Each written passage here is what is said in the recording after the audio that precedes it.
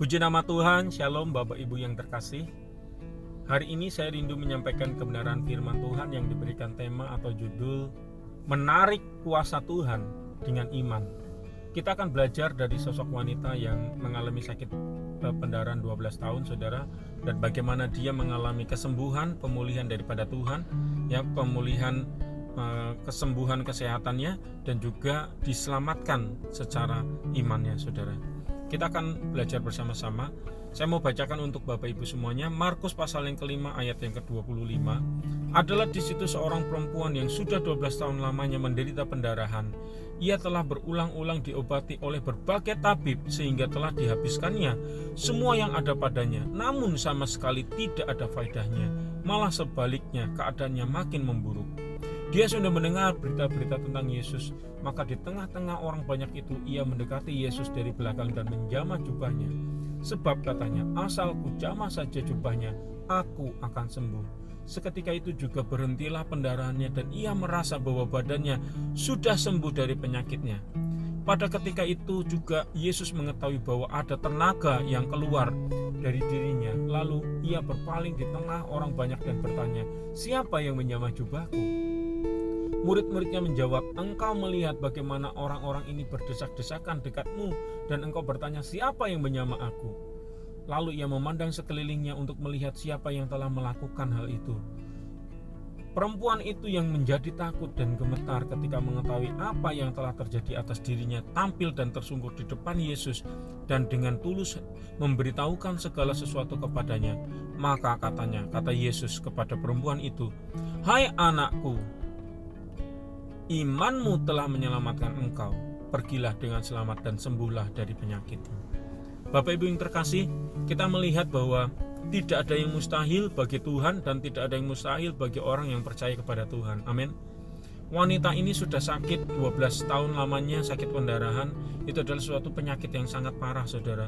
Dan dia sudah berusaha untuk berbagai macam cara untuk boleh mengalami kesembuhan, pemulihan di dalam dirinya, saudara, tetapi tidak kunjung sembuh. Dan firman Tuhan berkata bahwa ketika dia sudah berusaha mencari banyak pertolongan kesembuhan kepada tabib-tabib, tidak semakin sembuh, malah penyakitnya makin memburuk, saudara. Bahkan dikatakan bahwa dia sudah menghabiskan banyak hartanya, banyak kekayaannya. Dalam konteks ini, kalau kita mengalami atau kita di posisi wanita itu, saudara, kita pasti mengalami depresi, ya. Kita mengalami kehilangan kepercayaan diri. Mungkin itu juga yang dialami oleh wanita itu, saudara. Makanya ketika dia mendengar ada Yesus, ya, yang melakukan mujizat di mana-mana, ya, itu dia berusaha untuk datang kepada Tuhan Yesus, tetapi dia datang dari belakang, saudara. Itu menunjukkan bahwa dia mengalami krisis identitas, ya. Dia mengalami ketidakpercayaan diri.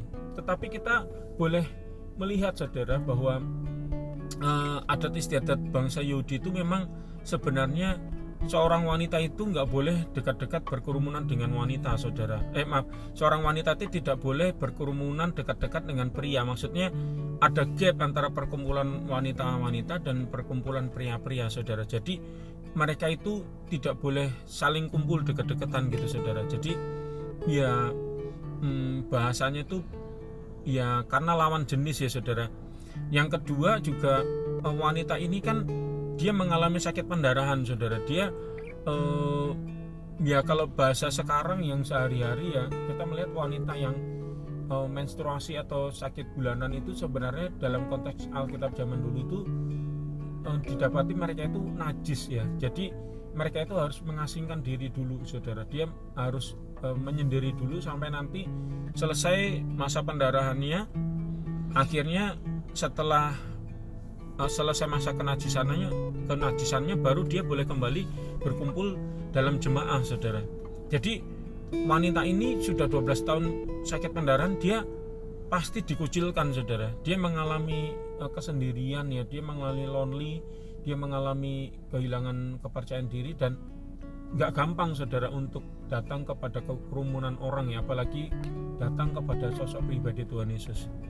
Yang menarik, saudara, ketika dia mengalami ketidakpercayaan diri, ketika dia mengalami krisis identitas, saudara, dia mendengar ada suatu harapan. yaitu di dalam diri Tuhan Yesus. Ya, Tuhan Yesus waktu itu mungkin dia terkenal, dia viral karena dia menyembuhkan banyak orang, saudara. Orang matanya buta bisa melihat, orang lumpuh bisa berjalan, orang mati bangkit, saudara. Dan dia melihat ada secercah harapan, saudara. Ada cahaya terang yang menyinari kegelapan dalam diri manusia, saudara. Dan itu ada di dalam diri Yesus. Yesus adalah terang dunia. Jadi saudara, akhirnya dia berusaha untuk datang sama Tuhan Yesus. Saudara, wanita ini datang pada Tuhan Yesus dari belakang. Dia menghampiri Tuhan Yesus dan dia memegang jubah Tuhan Yesus. Kenapa memegang jubah Tuhan Yesus? Jubah Tuhan Yesus itu sebenarnya itu namanya, kalau di dalam Yahudi itu namanya tzitzit, saudara. Tzitzit itu bicara tentang lambang kekudusan, saudara.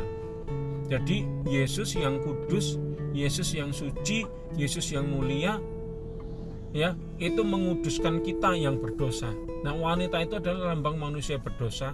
Wanita itu lambang segala kekurangan manusia, ya, keterbatasan manusia, datang pada Yesus yang tak terbatas, datang pada Yesus yang mulia, yang kudus, dan akhirnya dia dikuduskan, saudara. Firman Tuhan berkata bahwa seketika itu juga pendarahan wanita itu berhenti, saudara, dan akhirnya diteguhkan dengan perkataan Tuhan Yesus bahwa wanita itu disembuhkan, ya, secara badannya, dan juga dipulihkan, disembuhkan secara imannya, secara jiwanya dia diselamatkan. Dia mengalami pemulihan daripada Tuhan. Saudara, yang terjadi pada wanita itu dua hal, yaitu yang pertama, disembuhkan secara tubuhnya. Dikatakan seketika itu juga sakit pendarahannya itu, ya, berhenti, dan dia merasa bahwa dia sudah sembuh. Yang kedua, dia diselamatkan di dalam Tuhan. Yang kita bisa pelajari dari wanita ini, saudara, apapun pengalaman di dalam kehidupan kita, apapun problema di dalam kehidupan kita, saudara, ayo kita datang sama Tuhan, ya, dengan penuh iman, saudara. Kita percaya bahwa Tuhan itu sanggup memulihkan kita apapun penyakit kita. Amin. Tuhan itu sanggup menyembuhkan kita apapun jenis penyakit kita, ya. Tuhan sanggup memulihkan apapun hal yang terjadi dalam kehidupan kita, entah itu masalah ekonomi, entah itu masalah yang lain, mungkin masalah rumah tangga. Asal kita percaya pada Tuhan, tidak ada yang mustahil bagi Tuhan. Ayo kita datang sama Tuhan, saudara, dengan penuh iman. Kita menarik kuasa Tuhan, kita menarik mujizat daripada Tuhan, menarik perkara-perkara yang dahsyat yang ada di dalam diri Tuhan supaya terjadi di dalam diri kita. Amin. Biarlah firman Tuhan ini belum menjadi berkat untuk kita semuanya. Sampai bertemu kembali dalam kesempatan yang akan datang. Tuhan Yesus memberkati. Shalom.